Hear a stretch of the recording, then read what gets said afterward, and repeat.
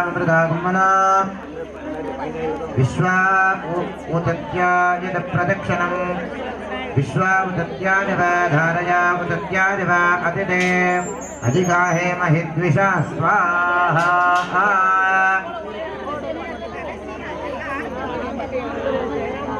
अधिगाहे महिद्विष स्वाहा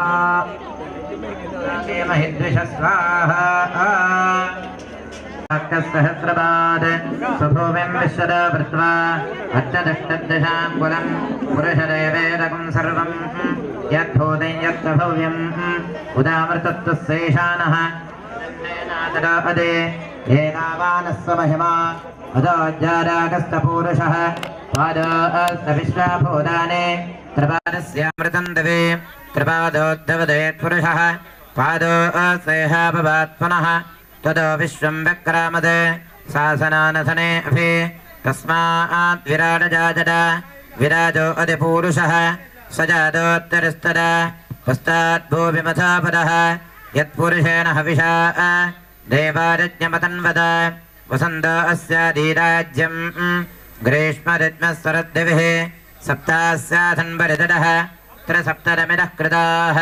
देवारिद्यत्यं धन्वानाः अपध्नं पुरुषं पदं तञ्यज्ञं बर्हिरप्रोक्षन् पुरुषं जातपकृतः तेन देवा अदनन्द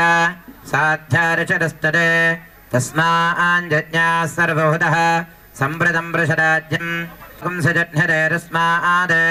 यतस्तस्माददादद तस्मादस्व अजायन्द एकेतो भदाददः गावो हदह्निरेरस्माद् तस्माञ्जाता अजावदः यत्पुरुषं वदतः कदिधाव्यकल्पजन् मुखं गमस्य गोपाः कापूरोपादावच्छेद ब्राह्मणा स्वमकमासीत् बाहूराजन्नः कृतः ऊरातरस्य यद्वैश्यः बद्ध्याकं शूद्र अजातद चन्द्रमा मनसो जातः चक्षुः सूर्य अजातद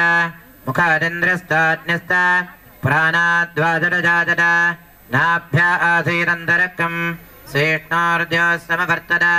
बद्भ्याम्बो वर्धिश्रोत्राद् तथा लोकागमकल्पजन् वेदाहमेनं पुरुषं महान्तम् आदित्यवर्णं तमसस्तु पारे सर्वाणि रूपाणि विचित्यधीरः नामानि कृत्वाभिवदन जदास्ते महात्मेनं विश्वात्मानं वरादनं नारादनपरो ज्योतिरात्मा नारादनपरः नारादनपरं ब्रह्मतत्त्वन्नारादनपरः नारादनपरोऽध्यादाध्यानं नारादनपरः यच्च गन्धग्धः सर्वं दृश्यते श्रूयते वा